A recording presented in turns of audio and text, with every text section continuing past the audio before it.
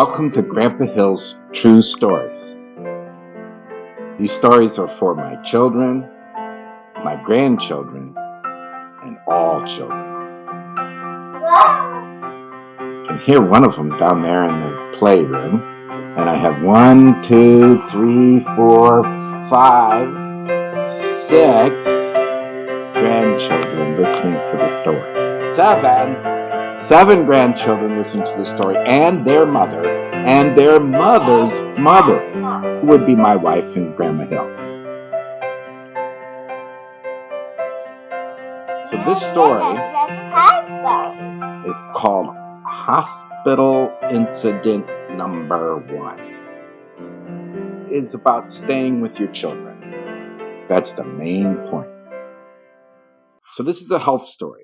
And this is what truly happened to me, to Grandma Hill, and to your mother, Patricia.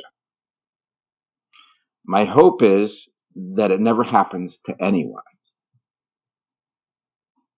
That you do not run into the troubles that we ran into. The reality is that it will happen to many parents and their children, that they will be sickened or killed by mistakes at hospitals. It was 1983 in the summer. We were invited to a wedding in Michigan, and Mary Lee, Grandma, didn't want to go to the wedding. So we were living at Harbin Court in Westerville, Ohio, in a townhome. We had 2 small children, Patricia and Brian, and Grandma was pregnant with Amy. So I wouldn't go and leave her with the children, so we decided I would take Patricia, who is 2 years old, and Brian, who is almost 1 year old, with me, and go to the wedding. I would have some help at Barb Galt's house, where we would stay in Walled Lake, Michigan.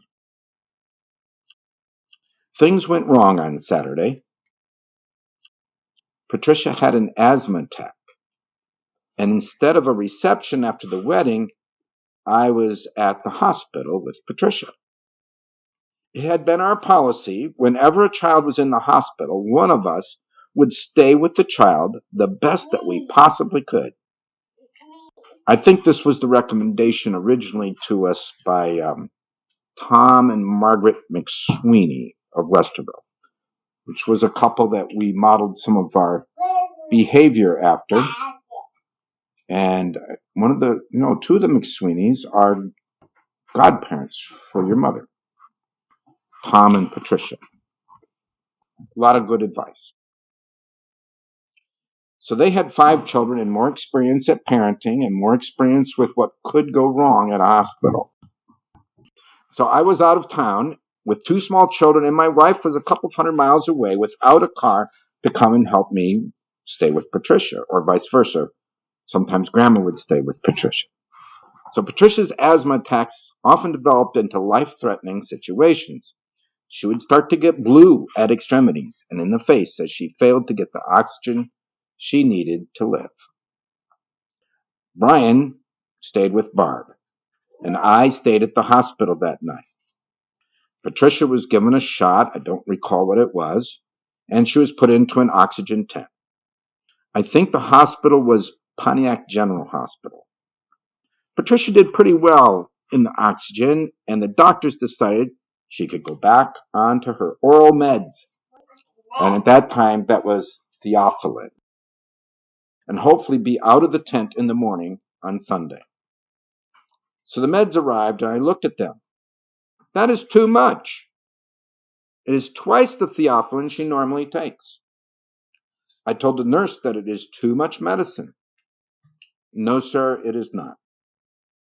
It is what the doctor ordered.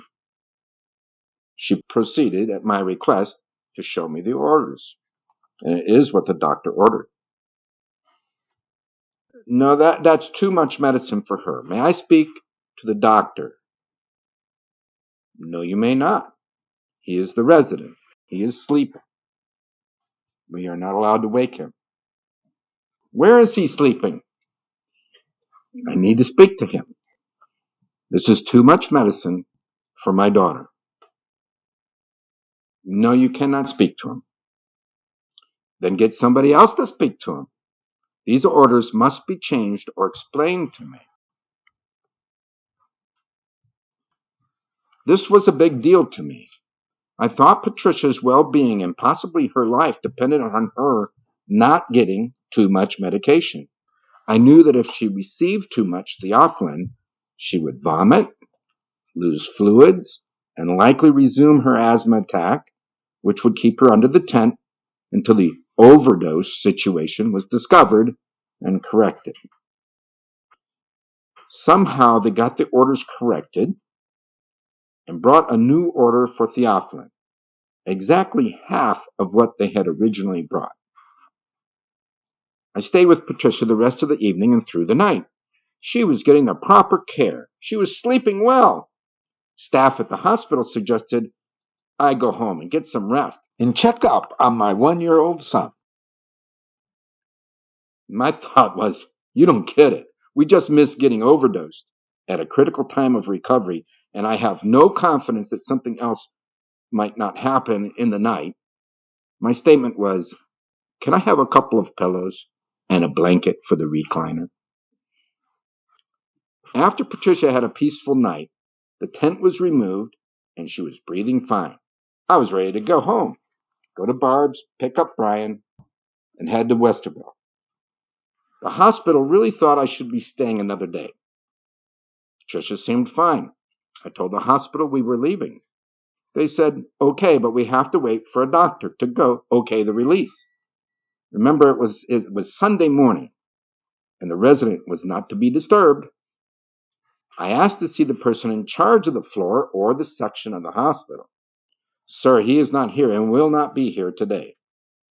Well, I'm leaving, and I need to talk to him about what has happened in this hospital in the last 16 hours. As I prepare to leave the room with my daughter, everything is done except for her being dressed to go. The pediatrician in charge of the floor walks down the hall and into my room. He was still in his golf cleats. I had taken him from his Sunday relaxation on a local course. He had come quickly. We discussed the case, what had happened the night before, and how I planned to leave. At the end of the conversation, I was signing the release papers and taking Patricia home. I was so glad I had stayed with Patricia every moment she was in the hospital. It helped that I knew her medicines and the effect of getting too much. My advice is the same given to me. Stay with your loved one in the hospital. If you can't stay there, get a trusted friend that can call you the moment anything starts to go wrong. Be aware and pay attention. Be prepared for everything that you can think of that could happen. Your loved one's life depends on it. And that's the end of my story.